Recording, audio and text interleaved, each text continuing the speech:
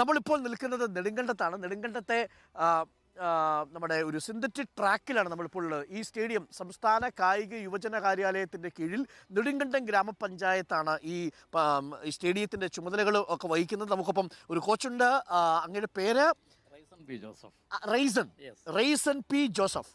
Okay, അങ്ങയുടെ പേര് Saiju Cherian. Okay, എങ്ങനെയുണ്ട് ഇവിടെ? എത്ര കുട്ടികൾ വരുന്നുണ്ട്? നമുക്ക് ഇപ്പോൾ 200ഓളം കുട്ടികളാണ് ഇപ്പോൾ നമുക്ക് ഡെയിലി ഇവിടെ പ്രാക്ടീസ്. 200ഓളം കുട്ടികൾ 3 കാറ്റഗറി ആയിട്ടാണ്.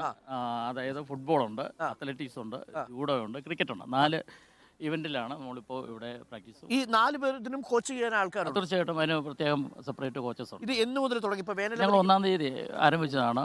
വൊക്കേഷണൽ സ്പോർട്സ് സ്കൂൾ എന്നുള്ള പേരിലാണ്. എത്ര നാളുണ്ടാവും ഇത്? ഞങ്ങൾ തുടർച്ചയായിട്ട് ദീർഘകാലം ഫോളോ അപ്പ് നടത്താൻ തന്നെയാണ് തീരുമാനം. അപ്പം ഒരു ദീർഘകാല ട്രെയിനിങ് പ്രോഗ്രാം ഇപ്പോൾ സ്റ്റാർട്ട്. നമുക്ക് ഈ 1-ാം തീയതിയാണ് ഈ സ്റ്റേഡിയം നമുക്ക് ഓപ്പൺ ആക്കി തന്നത്. ഈ ഒരു കാര്യം കൂടി ചോദിച്ചു, ഈ 1-ാം തീയതി അല്ലേ? അതെ. ഈ ഇടുക്കിയിൽ ഇങ്ങനെ എത്രത്തോളം സ്റ്റേഡിയങ്ങളുണ്ട്? ഒരു സ്റ്റേഡിയം പോലും ഇല്ല.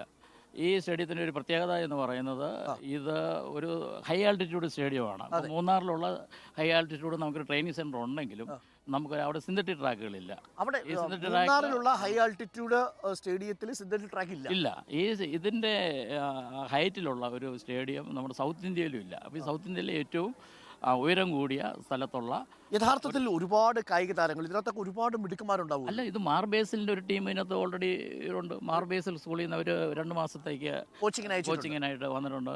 കൊല്ലം സായി എന്ന് കുട്ടി ഇവിടെ പ്രാക്ടീസ് ചെയ്യുന്നുണ്ട്. അല്ല, ഈ ഇടുക്കിയിൽ ഇത്രത്തോളം കായിക താരങ്ങൾ ഉണ്ടായിരുന്നിട്ടും ഒരൊറ്റ സ്റ്റേഡിയം മാത്രമേ ഉള്ളൂ എന്ന് നിരാശാജനകമല്ലേ? തീർച്ചയായിട്ടും ഞങ്ങൾക്ക് ആ ഒരു ഇപ്പോൾ അത് പൂർത്തീകരിച്ച് കണ്ടതിലുള്ള ഒരു സന്തോഷമാണ് ഇപ്പോൾ ഞങ്ങൾക്കുള്ളത്. ആ ഒരു സന്തോഷം ഉണ്ടെങ്കിലും പ്രിയപ്പെട്ട പ്രേക്ഷകർ മനസ്സിലാക്കണം, ഇത്രയും അധികം ഇപ്പോൾ കോരിത്തോട് പോലെയുള്ള കോളേജ് സ്കൂളുകളൊക്കെ എപ്പോഴും നമ്മൾ കേൾക്കുന്ന സമയത്ത് മുൻപന്തിയിൽ നിൽക്കുന്ന സ്കൂളുകളാണ്.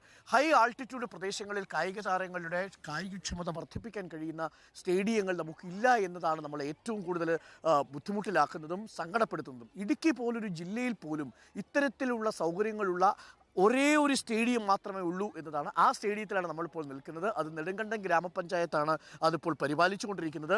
ജൂഡോ, ക്രിക്കറ്റ്, ഫുട്ബോള്, പിന്നെ എന്താണ്, ജൂഡോ, അത്ലറ്റിക്സ്, ഇങ്ങനെ 4 ഐറ്റങ്ങളിലായിട്ടുള്ള പ്രത്യേക കോച്ചിങ് ആണ് ഇവിടെ നടക്കാൻ പോകുന്നത്. ഇത്രയും അധികം കുട്ടികൾ, 200ഓളം കുട്ടികൾ ഇപ്പോൾ തന്നെ ഈ ട്രെയിനിങ് പരിപാടിയിൽ പങ്കെടുക്കുന്നുണ്ട്. ഇതൊരു ദീർഘകാലം നടക്കാൻ പോകുന്നൊരു ട്രെയിനിങ്ങിൻ്റെ തുടക്കമാണ്. നമുക്ക് ആ കുട്ടികളുടെ അടുത്തൊക്കെ വിശേഷങ്ങളൊക്കെ ചോദിക്കാം. അവരുടെ ട്രെയിനിങ് ഒക്കെ നമുക്ക് കാണാം. ഇപ്പോൾ തുടങ്ങാൻ പോകുന്നേ ഉള്ളൂ തോന്നുന്നു അല്ലേ?